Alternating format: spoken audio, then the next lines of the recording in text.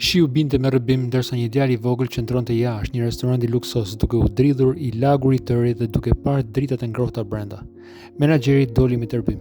"Largohu që këtej pisanjos", bërtiti ai.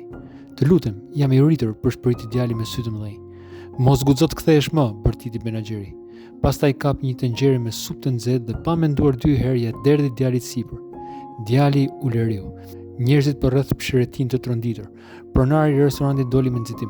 "Çfarë ndodhi këtu?" pyeti ai me zot fort. "Unë nuk kam ngrënë prej 2 ditësh", bëlbëzoi djali. "Mamaja ime është shumë e smur në shtëpi." Menaxheri përçmuesi tha: "Largohu, njerëz si ti po na prishin emrin e restorantit." Sytë e pronarit u vrejtën. Ai u kthye nga menaxheri. "A të kujtohet një natë shiu 6 vite më parë?" e pyeti ai. "Kur të gjeta të uritur duke kërkuar ndihmë, unë të dhash ushqim, strehë dhe një punë, dhe ti harrove kush ishe?" Fytyra e menaxherit u zverdh. "M'fal shef", përshpëriti ai.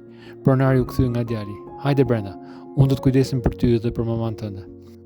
Ndonjëherë njerëzit që shpëtojmë harrojnë të shpëtojnë të tjerët, por mirësia gjithmonë kujton. Nëse beson se mirësisë duhet i përgjigjesh me mirësi, komento më poshtë. Zotit bekoft.